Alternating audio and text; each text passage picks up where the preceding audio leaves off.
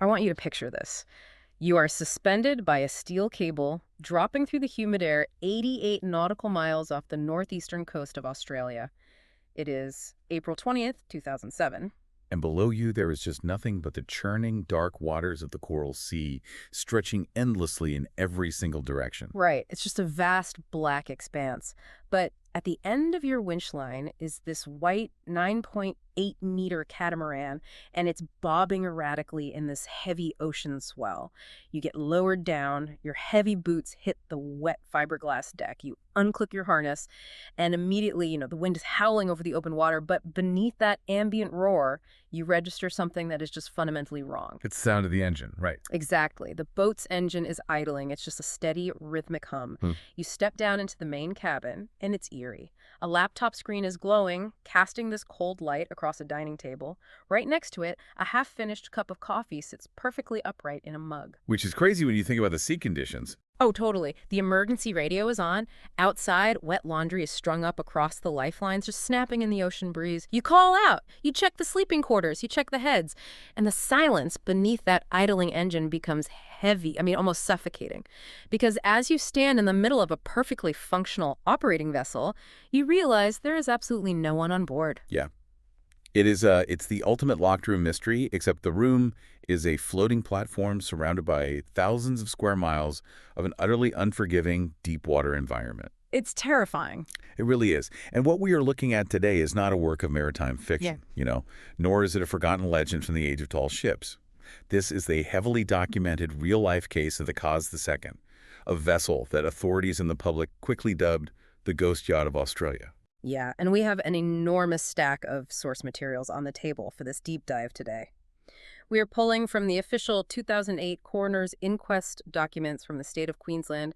We've got the detailed police forensic sweep reports, testimonies from commercial maritime operators, and mathematical analyses from ocean survival experts. It's forensic data. Exactly, real data.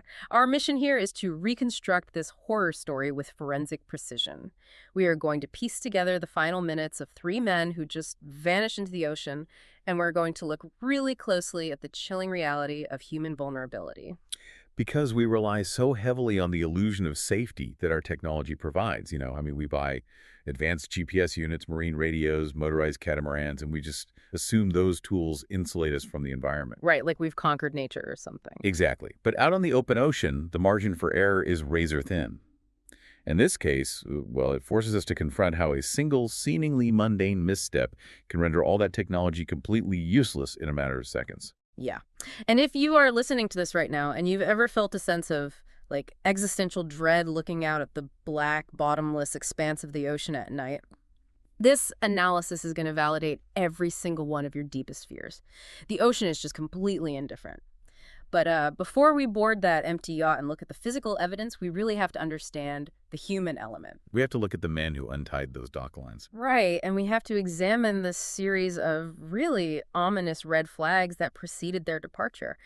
So, who exactly were the men of the Kaz II? Well, the crew consisted of three retirees, and they were all neighbors from a tight-knit community in Perth, Western Australia. The captain and owner of the vessel was Derek Charles Batten, who went by Des. He was 56 years old, and alongside him were two brothers, Peter Tunstead, who was 69, and James Tunstead, 63. They had planned what should have been, the trip of a lifetime. It was supposed to be a 6 to 8 week voyage, sailing the Kaz II from Airlie Beach in Queensland, up and around the really treacherous northern coast of Australia, and finally down the western coast back home to Fremantle.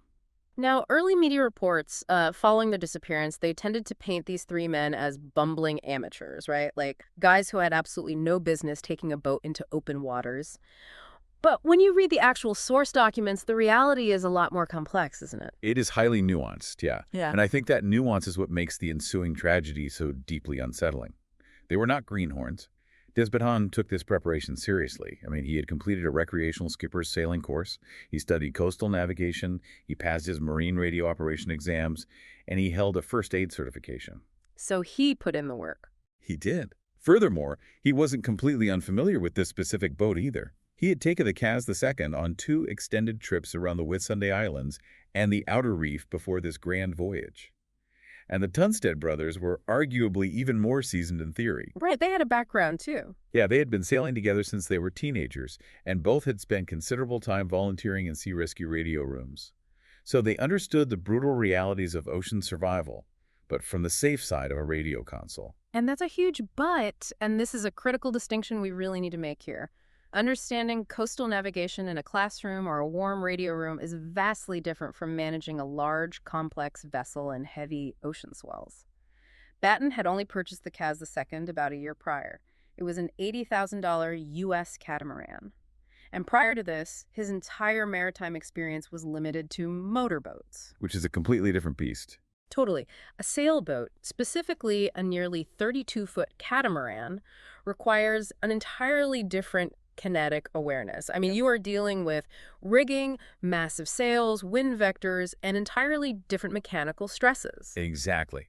And layered on top of that lack of deep water sailing experience with this specific craft, we have to look at their physical vulnerabilities. We are talking about older men here. Des Baton had suffered a heart attack at the age of 50. Oh, wow. Yeah, and he was actively taking daily medication for high cholesterol and mild diabetes. During the inquest, his wife Jennifer testified firmly that he was fit and capable for the journey. But practically speaking, you have a 56-year-old with a significant cardiac history, taking on one of the most notoriously unforgiving coastlines on the planet. Which brings us to the psychological buildup, because the source materials detail an incredibly tense atmosphere in the hours before they left. It feels like watching the first act of a horror movie, where the locals are literally warning the protagonist not to go into the woods. That's a perfect analogy. The previous owner of the Kaz II, a man named Graham Douglas, actually drove down to meet with the crew the night before they set sail. He helped them chart part of their route, but his testimony notes that the three men were exhibiting intense anxiety. They were struggling with the boat's global positioning system. Like, they simply couldn't figure out how to program their waypoints into the GPS. And this was such a significant hurdle that they had actually attempted to leave a day earlier, on April 14th, but they were forced to turn the boat around and head back to port because they couldn't decipher the GPS interface. Wait, really? They turned back? Yeah, they aborted the first start. It was a user error, ultimately, but it severely rattled their confidence. Graham Douglas sensed this profound apprehension in them. He saw that they lacked technical mastery over the very systems designed to keep them alive out there. And Douglas explicitly warned them. What did he say? He told them not to leave the sheltered waters of the Whitsunday area. His exact words to them were, "If you're not ready, don't go." I just have to stop you there, because this is where human behavior becomes baffling to me. I understand, like, a commercial pilot having destination obsession, or a cargo ship captain pushing through a storm because he has a corporate deadline. But these are three retired guys. Right. They explicitly scheduled 6 to 8 weeks for this cruise. They essentially have all the time in the world. They aren't rushing to a board meeting. Why would a relaxed retirement trip trigger the kind of intense psychological pressure that causes people to ignore a literal spoken warning from the boat's previous owner? It's a brilliant question, and it comes down to the insidious nature of the sunk cost fallacy and social expectation. The pressure doesn't have to be corporate to be overwhelming. It just has to be personal. Okay, unpack that a bit. Think about the buildup to this trip. Jennifer Batten testified they had been planning this for months. They had bought an $80,000 boat. They had told their entire neighborhood in Perth. They had said their grand farewells. The social momentum of a highly publicized departure becomes a physical weight. Oh, I see. So it's less about the destination and more about the pride of not wanting to be the guys who gave up before they even started. It's like when you pack your car to the roof for a family road trip, you say your goodbyes, you pull out of the driveway, and 10 miles down the interstate, a massive blizzard hits. Every logical part of your brain says to turn around and go home. But you grip the steering wheel and keep driving into the whiteout because you've already committed. Turning back feels like a public failure. That is the exact mechanism at play here. They had already turned back once the day before because of the GPS issue. Mm-hmm. To delay again, to admit they weren't capable of operating the equipment after months of bragging about the trip, well, that was a psychological barrier they couldn't cross. The tragedy of maritime hubris is that from the moment you cast off those dock lines out of stubbornness, every subsequent decision locks you tighter into a fatal trajectory, and you are completely blind to it. So, driven by that stubborn momentum, they cast off. It is Sunday, April 15th, 2007. They leave Airlie Beach, charting a course toward Townsville. And the sources provide a remarkably tight timeline for these final hours, tracking their transition from land-based anxiety to the deceptive calm of the open water. About an hour and a half into the voyage, one of the wives calls the boat. Everything seems fine. Normal check-in. Yeah. Then, much later that evening, at 6:45 p.m., a volunteer marine radio operator named Ivan Orms logs a transmission from the Kaz II. They report their position as George Point. Which immediately presents a huge geographical mystery to investigators later on. Right. If you look at a nautical chart, the distance from Airlie Beach to George Point should have only taken a vessel like the Kaz II about 2.5 hours to cover. Yet they radio in from that exact location at 6:45 in the evening, roughly 8 hours after departure. That's a massive gap. It is. What were they doing all day? Were they struggling with the rigging? Were they just drifting, casually fishing, and enjoying the sun?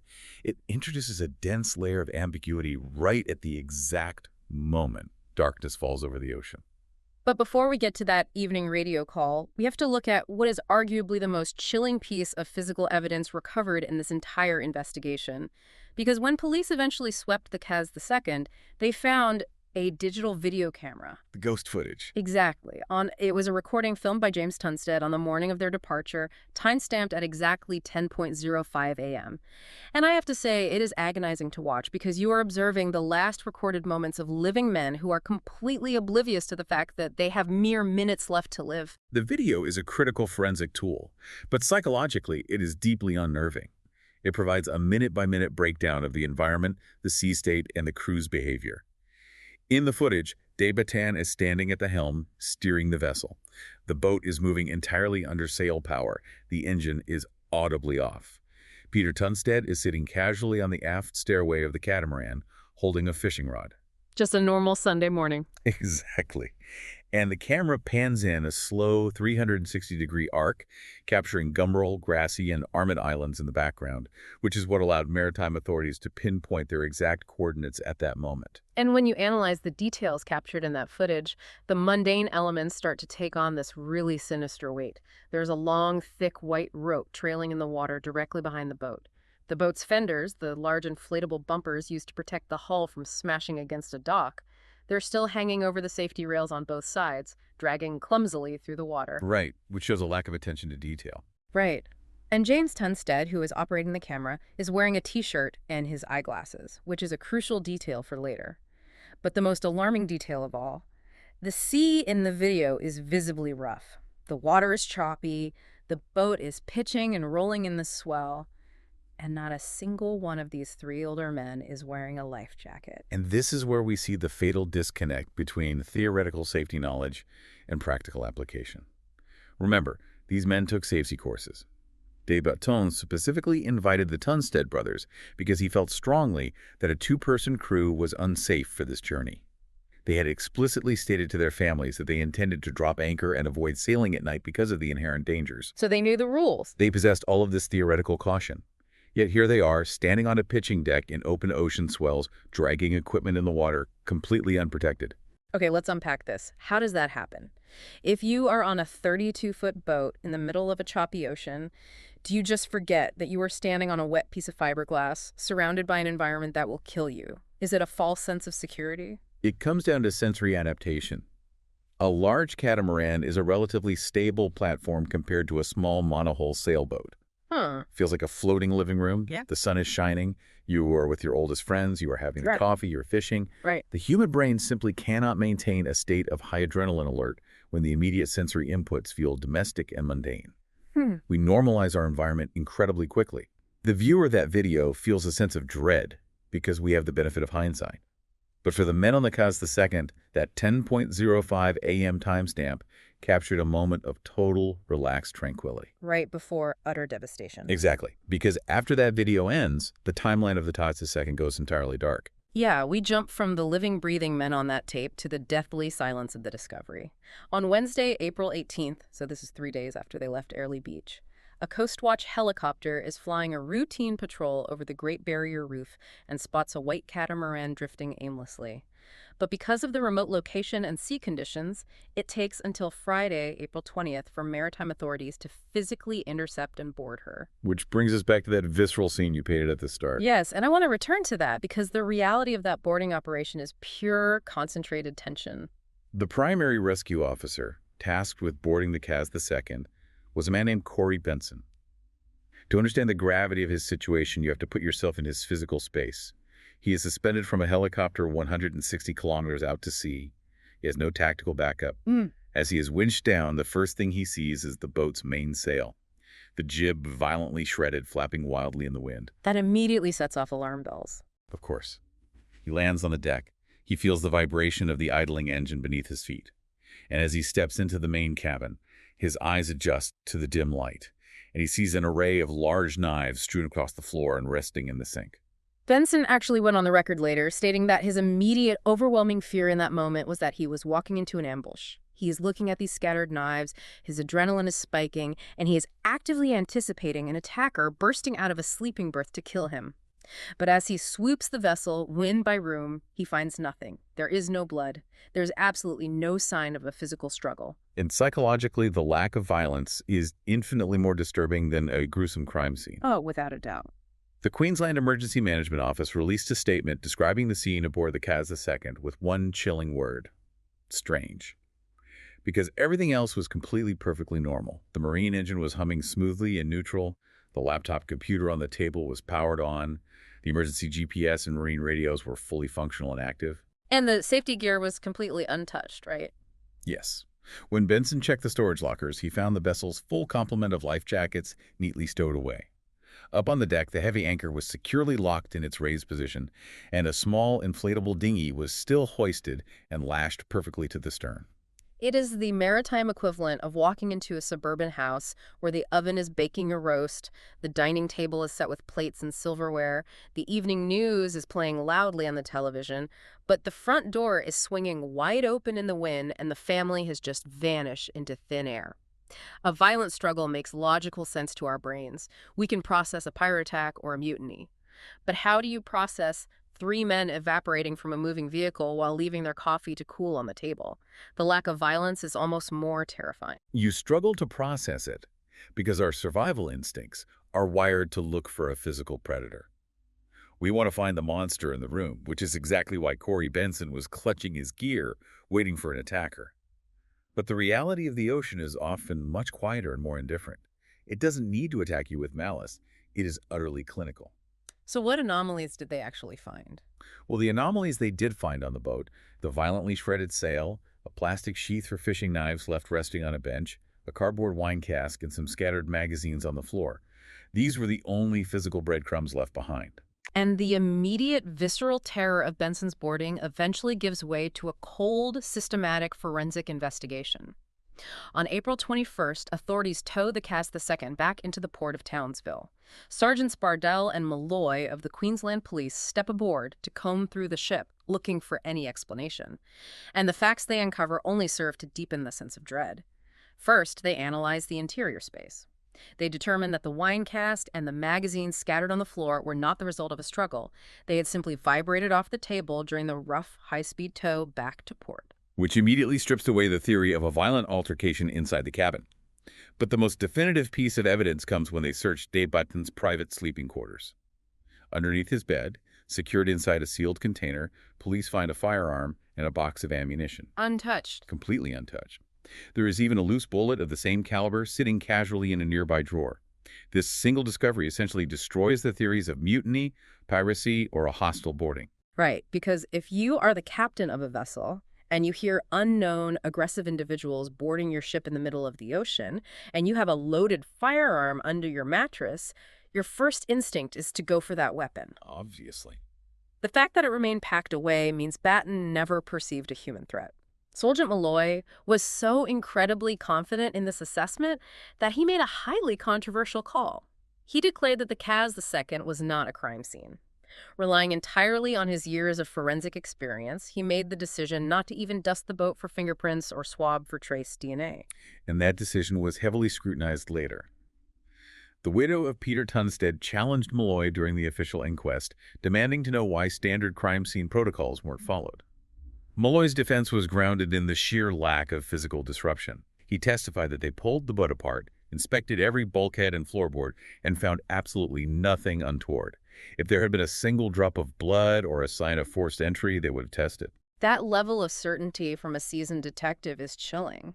It forces us to accept that whatever took these men, it was environmental, not criminal. Exactly. And the environmental data pulled from the ship's own electronics supported Molloy's theory. Investigators downloaded the data from the Kaz II GPS unit.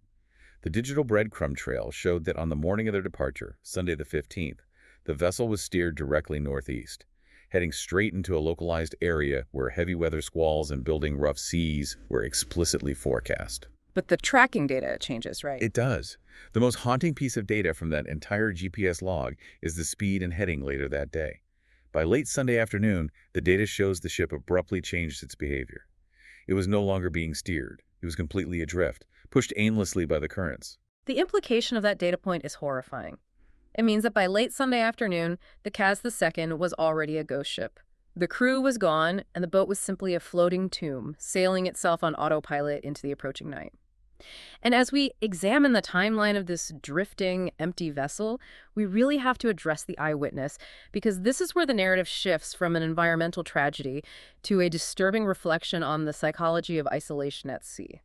The eyewitness account is it's brutal to listen to. It is. 2 days before the Coast Watch helicopter ever spotted the Kaz II on Monday, April 16th, a commercial fishing vessel named the Jillian was operating out on the reef off the coast of Bowen. The skipper of that commercial boat, a man named Gavin Howland, provided sworn testimony that he saw the Kaz II. And Howland's account is incredibly specific. He stated that he observed a white catamaran with a heavily torn front sail. It was drifting sideways, out of control, at a speed of about 3 knots. He noted it was moving in a northeastern direction, carried by the current, and was navigating precariously through a very narrow, shallow passage between rocky reefs. And he didn't just see it from afar. No, Howland actually piloted his own fishing vessel closer to investigate. He brought his boat to within 50 meters of the Kaz II. He looked directly at the deck, the cabin, the helm. He saw absolutely no one on board. I cannot get past this detail. Here's where it gets really interesting and frankly disturbing. 50 meters, that is half a football field. You can clearly see a person's facial features from that distance. He comes within 50 meters of a drifting, damaged boat in shallow, rocky waters, and he just sails cast. He doesn't pick up his marine radio to call the Coast Guard. He doesn't blast his horn. He doesn't launch a dinghy to check for injured people below deck. He did nothing. He literally testified at the inquest. It did seem a bit strange to me, but I just have this rule that no one goes near another vessel. How do you mentally process ignoring a ghost ship? It is deeply unsettling for a layperson to hear, but it exposes the brutal, unwritten code that some commercial mariners operate under when they are isolated in deep water. A code of silence, a code of self-preservation. Out on the reef, you are entirely on your own. For a certain breed of skipper, engaging with another vessel, especially one that appears disabled or abandoned, is viewed as taking on an unacceptable level of risk. Really? Like what kind of risk? Well, think about it. If you board that vessel, what if there are armed drug smugglers hiding below deck? What if the boat is sinking and creates a hazard for your own ship? What if you get angled in a complex rescue operation that you aren't equipped or insured to handle? Howland's inaction is a terrifying truth of the ocean. Salvation can literally sail right up to you, look at your empty boat, calculate the risk, and keep going. Wow. While Howland was sailing away from the drifting Kaz II, the families back in Perth were beginning to panic. Once the vessel was officially reported missing, the Australian government launched an absolutely massive search and rescue operation.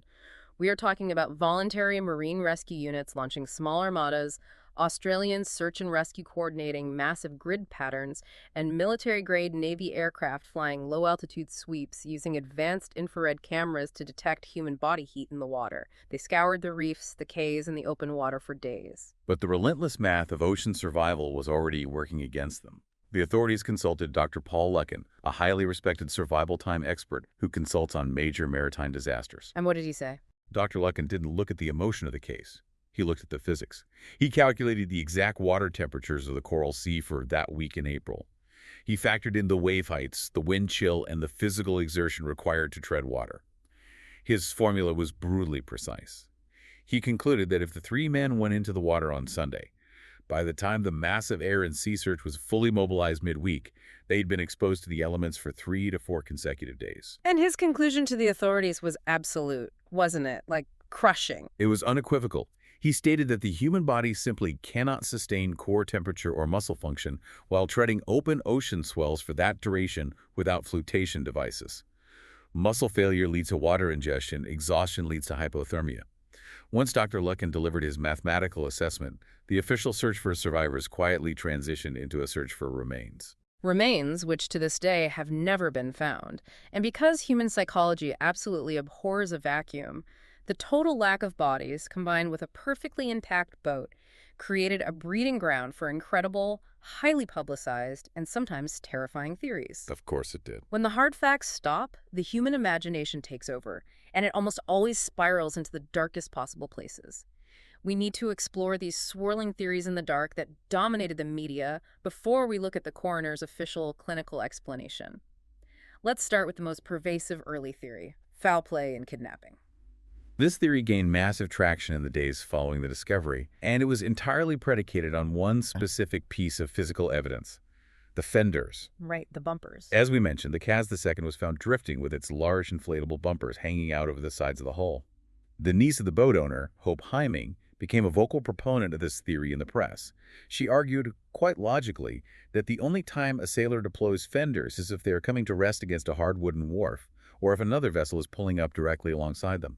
Okay, that makes sense. Right. So the theory hypothesized that a second, unknown vessel, perhaps smugglers or pirates, intercepted the Kaz II, pulled alongside, and the crew was either violently forced or deceptively lured onto the other ship. It sounds incredibly plausible on the surface, but when the Townsville police investigated this angle, they dismantled it completely. They consulted with dozens of experienced small craft operators in the region who confirmed that many recreational sailors simply get lazy.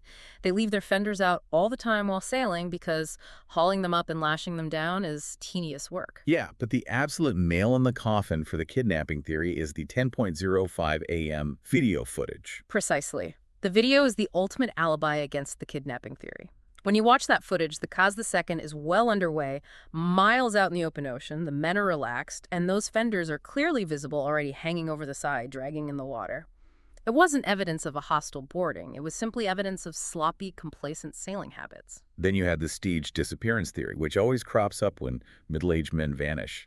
Oh, always. Insurance fraud. No. Exactly. The public whispered about massive insurance fraud, or men wanting to fake their deaths to walk away from debts or unhappy lives. But again, the forensic reality of the cabin contradicts this completely. How so? If you are meticulously planning to stage your own death and disappear to a foreign country, you don't leave a highly expensive functioning laptop running on the table. You don't leave your prescription eyeglasses and your shirt sitting on a deck chair. And you certainly don't leave an untouched registered firearm behind. The scene was too chaotic in its normalcy to be staged. Which naturally drove investigators to look at extreme weather events. Authorities in Townsville initially speculated that a sudden, massive rogue wave simply washed over the entire deck, sweeping all 3 men overboard simultaneously. It's a terrifying thought, but the families of the victims rightly pushed back against this theory by pointing to the physics of the interior cabin. The physics just don't add up. Right. If a freak wave or storm hits them hard enough to throw 3 grown men overboard, how on earth does a half-empty coffee cup stay upright on the table? It defies physics. The kinetic transfer to the boat would be massive. The boat would pitch violently. How do lightweight magazines stay resting on a bench? How does wet laundry clipped to a lifeline not get ripped away by a wall of water? It is physically impossible for a wave to be that selectively destructive. A wave of that magnitude would have tossed the interior of that cabin violently, turning everything into projectiles. This contradiction led the public to develop more localized, nuanced environmental theories. For example, the sandbar theory. What's that one? This hypothesis suggested that the Kaz II accidentally ran aground on a shallow sandbar near George Point. The theory posits that all 3 men stripped off their shirts, jumped into waist-deep water to physically push the heavy fiberglass hull off the sand, and just as they freed it, a sudden, powerful gust of wind caught the sails. Oh, wow. Yeah, the boat accelerated away from them faster than they could swim, leaving them stranded on a submerged sandbar with the tide rushing in. It neatly explains why James Tunstead's shirt and glasses were left on the chair. There was also the water spout theory. Meteorological records show that April is a prime month for waterspouts, essentially violent tornadoes that form over the ocean in that exact area of the Coral Sea. A localized waterspout could theoretically possess the concentrated, violent suction required to rip the front sail to shreds, lift the crew right off the upper deck, and throw them into the sea, all while leaving the heavy, enclosed lower cabin completely undisturbed. We also have to acknowledge the tsunami theory, which was heavily debated in maritime forums at the time. The geological records confirm that on April 14th, just hours before their final departure, there was a recorded 5.1 magnitude earthquake near Papua New Guinea to the north. Oh, I hadn't heard that. Yeah, speculators hypothesize that this seismic event could have generated a rogue wave or a localized tsunami effect that rippled southward, catching the Kaz II as it navigated the complex bathymetry of the Great Barrier Reef. But again, any wave, even a silent tsunami swell large enough to sweep the upper deck, would induce a severe enough roll to spill a half-full coffee cup. The interior evidence simply refused to align with a massive water event. And when science and logic fail to provide a neat answer, that vacuum leaves room for the fringe legends. When you have a literal ghost ship floating in the ocean, people will always start talking about the paranormal. Internet forums were flooded with theories about giant squids dragging the men under, extraterrestrial abductions, or magnetic anomalies. It sounds completely absurd, but as an expert in human behavior, why do these wild theories exist? Why do we latch onto them? Because the human mind possesses a deep fundamental need for narrative order. We strongly prefer a malicious villain, an alien, or a sea monster over the sheer, stupid tragedy of bad luck. Bad luck is scarier. It is. We desperately want there to be a reason why people die. We want to believe that if we follow the rules, if we wear our life jackets, if we are good people, we will be safe. To accept the reality that 3 experienced men can vanish from a perfectly good boat simply because they slipped, or because they made one tiny, mundane error in judgment, is to accept that our universe is fundamentally chaotic and indifferent to our existence.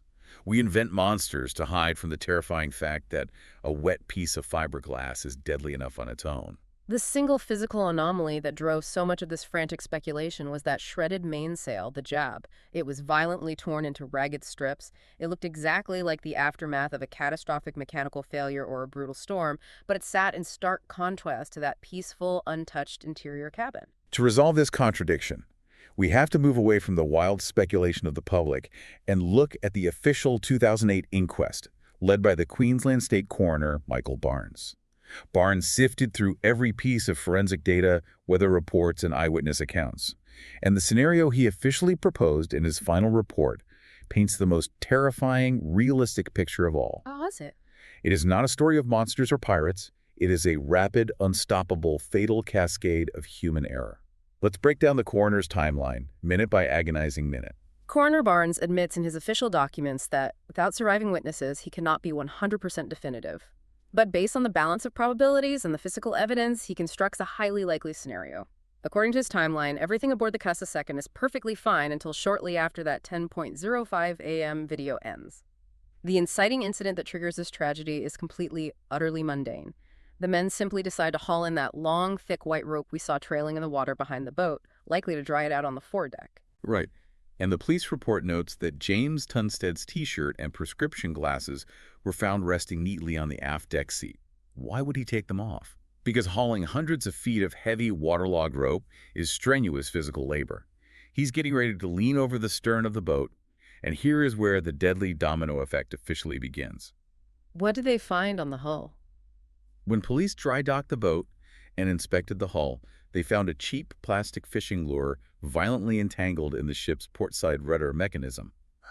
The coroner believes that as one of the men was hauling the rope, he noticed this tangled fishing line and made the fateful decision to step down to free it. To reach the rudder, he would have had to step down onto what sailors call the sugar scoop. Now, for those who don't spend time on catamarans, explain exactly why stepping onto a sugar scoop while the boat is moving is so incredibly dangerous. A sugar scoop is a small molded fiberglass step at the very back of each hull on a catamaran, sitting mere inches above the waterline. Right, it's basically in the water. Exactly.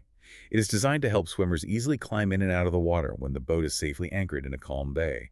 It is smooth fiberglass. It has very few handholds. When a catamaran is underway, moving at speed through choppy ocean swells, that sugar scoop is constantly dipping beneath the rushing water. It becomes a slick, wildly unstable platform. Standing on it while the boat is pitching is a profound risk. The coroner uses a chilling, precise phrase in his report to describe this exact moment. Right. Falling in would be easy, and getting back aboard nearly impossible. So, man number one, likely trying to free a 50-cent piece of plastic fishing tackle, loses his footing on that wet fiberglass, slips, and falls directly into the churning wake of the boat. Instantly, the relaxed atmosphere of the Sunday cruise shatters into absolute panic. You look back and see your brother or your lifelong friend thrashing in the freezing ocean wake. Human instinct overrides all safety protocols. You want to save them immediately. You don't even think. You don't. The coroner posits that a second man, likely the other brother, rushes to the open stern of the boat to reach out a hand or throw a line. But in the chaos, the panic, and the violent pitching of the deck, he too loses his balance and goes into the water. So within a span of maybe 10 seconds, we now have two older men in the heavy ocean swell. De Batten, the captain, is the only one left on board. He realizes the catastrophic severity of the situation. He runs to the helm and hits the ignition to start the ship's marine engine. This perfectly explains why Corey Benson found the engine idling days later. But Batten immediately realizes a fatal flaw in his rescue plan. The sails. The sails are still fully hoisted and catching the heavy wind. He cannot simply throw the boat in reverse or maneuver tightly to pick up his friends while the wind is fiercely driving the massive canvas sails forward. He has to drop the sails first. And this leads to the fatal mistake, driven entirely by absolute desperation. To manage the sails, Batten has to physically leave the helm. He has to let go of the steering wheel. Because a sailboat is not a car. You cannot just put it in park. When a vessel is under sail, the angle of the boat relative to the wind direction is everything. The moment Batten steps away from the wheel, the boat is drifting. It only takes a slight deviation in the boat's heading or a sudden, localized shift in wind direction for the wind to catch the wrong side of the main canvas. This triggers an uncontrolled, accidental jibe. And we should explain the sheer mechanical violence of an accidental jibe for the listeners. Yes, what exactly happens on that deck? The boom is the massive horizontal metal pole, usually made of heavy extruded aluminum, that holds the bottom edge of the main sail. It weighs hundreds of pounds. When the boat is sailing, the boom is pushed out to one side. But during an accidental jibe, the wind abruptly catches the backside of the sail. The entire sail violently snaps full in the opposite direction. Across the deck. Across the entire width of the deck, at head height, in a fraction of a second. It moves with enough kinetic energy to shatter concrete or crush a human skull. The coroner believes this sudden, violently fast swing of the massive boom struck Batten precisely as he was scrambling across the deck, knocking him cleanly overboard into the water. And there is a haunting piece of physical evidence to support this exact sequence. Investigators found a blue ceramic coffee mug resting on the deck, right next to a life ring. Wow. Yeah, it strongly suggests that Batten was frantically holding his coffee in one hand, trying to untie and throw the life ring to his friends with the other, right at the exact moment the boom struck him from behind. So what does this all mean? It means that the apocalypse for these three men happened in maybe 30 seconds. It's like a deadly domino effect. One small snagged fishing line results in a slip. Panic causes a second fall. A desperate attempt to maneuver causes a mechanical jibe, resulting in the third and final fall. 3 deaths. The timeline of this cascade is terrifying. And the aftermath of that final fall is it is unfathomable. The Kaz II, now completely unmanned but with its sails still up and catching the wind, is traveling forward at a speed of about 15 knots. That is fast for a boat. That is 28 kilometers an hour. If you fall off the back of a boat moving that fast, it is physically out of your reach in less than 3 seconds. Yeah. No human can swim fast enough to catch it. I want to pause here and ask you to really visualize the sheer, unadulterated terror of being in that water in those first few minutes. It's nightmare fuel. This is psychological horror of the highest order. The water temperature is shocking, the waves are steep and choppy, constantly washing over your face, filling your nose and mouth with blinding salt water. You are fully clothed, your shoes are acting like anchors. None of these men are wearing life jackets. None of them are young, strong swimmers. But the physical struggle isn't even the most terrifying part, it's the visual. It's treading water and watching your safe haven, your $80,000 white catamaran, sailing away perfectly on autopilot, knowing absolutely no one is at the wheel to turn it around, knowing that there is not another human being for 100 miles to hear you scream, the sudden deafening silence of the ocean once the screaming stops and you are just left with the sound of the wind whipping the wave crests. The coroner's official report ends this sequence with a clinical assessment that is incredibly difficult to read. He wrote, "The man would have quickly become exhausted and sunk beneath the waves." It is a stark reminder that the ocean doesn't need to conjure a massive hurricane or a sea monster to kill you. It just needs a momentary lapse in judgment, a wet surface, and gravity. Having reconstructed the mechanics of this tragedy as thoroughly as the evidence allows, we really need to zoom out. We need to look at the Kaz II in the broader pantheon of maritime horror. Because the reason this story exploded in the press is that this isn't the first time a ship has been found perfectly intact with its crew mysteriously vanished. It taps into a very old, very deep maritime archetype. Absolutely. The moment the Kaz II was discovered, maritime historians immediately drew comparisons to the most famous ghost ship in recorded history, the Mary Celeste. Right, from 1872. Exactly. The Mary Celeste was discovered drifting aimlessly in the Atlantic Ocean. Her cargo of denatured alcohol was completely intact. The personal belongings of the captain and crew were entirely undisturbed in their quarters.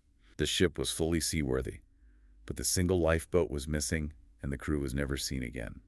We also see parallels with the Eilean Mor lighthouse disappearance in 1900. 3 experienced lighthouse keepers vanished from a remote, storm-battered rock off the coast of Scotland. When the relief ship arrived, they found the lighthouse securely locked, undisturbed personal items, a half-eaten meal on the table, and a haunting, unresolved mystery. In all these cases, the environment is left pristine. It is like a museum exhibit showcasing the exact frozen moment when human normality completely shattered. But even with Coroner Barnes's highly logical forensic explanation for the Kaz II, there remains one enduring mystery. There is one piece of physical evidence that refuses to fit perfectly into the puzzle: the violently shredded jab sail. The front sail. Right.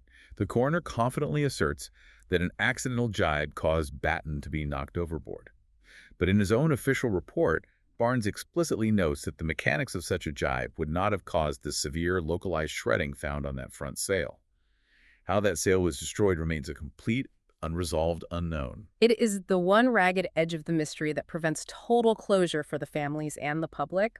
That torn sail, combined with the fact that the ocean refused to yield up their bodies, means these 3 men remain missing in the depths of the Coral Sea forever. As someone who studies these historical events, why do you think we remain so culturally obsessed with ghost ships?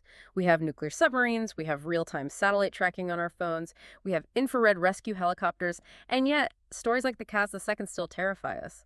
Is it because a ghost ship is a mirror reflecting our own ultimate lack of control? I think you've hit the nail on the head. These stories endure because they tap into our primal ancestral fear of the void. We build these incredible complex machines, ships, airplanes, deep-sea submersibles, to conquer nature. We use technology as a shield. But a ghost ship is undeniable proof that nature cannot be conquered, only temporarily navigated. The ocean always wins. The ocean is the ultimate crime scene cleaner. It swallows human intention, it erases the evidence of our struggles, and it leaves behind only the haunting, empty shell of our hubris. It forces us to remember that we are just fragile visitors in a deeply hostile environment that predates us by billions of years. It is a dark, humbling reality check. To summarize the tragic truth of the Kaz II, it wasn't pirates that boarded them in the dead of night. It wasn't smugglers or aliens or a mythological sea creature. It wasn't even a massive cinematic hurricane. The downfall of the Kaz II was a tangled 50-cent piece of plastic fishing lure, a heavy swinging metal boom, and the relentless, unforgiving speed of a drifting boat on the water. 3 men enjoying a beautiful Sunday morning with lifelong friends, gone in less than 60 seconds. And as we close this deep dive, I want to leave the listener with one final provocative image to mull over. We spent this entire hour focusing intensely on the men, their decisions, and their terrifying final minutes thrashing in the water. But I want you to shift your focus to the boat itself. The empty Kaz II. Think about the Kaz II. Days later, hundreds of miles away from where those men drowned. Think about the exact moment that the idling marine engine finally sputtered, starved for diesel, and died. Imagine that $80,000 white catamaran, sitting perfectly still in the pitch black of night on the open ocean. Wow. The laptop battery on the table is long dead. The coffee in the ceramic mug is evaporated into the salty air. The boat is bobbing gently in the swell, perfectly intact, completely and utterly silent. The vessel survived the ocean perfectly. It was only the humans that were fragile. The next time you stand on a beach feeling the sand between your toes and you look out at the dark water, remember that it is beautiful, yes, but it is utterly chillingly indifferent to whether you are standing securely on the deck of a boat or sinking silently beneath the waves. That is an image that is going to keep me up at night. The ocean does not care about our plans. Stay curious out there, stay safe, and always, always respect the deep.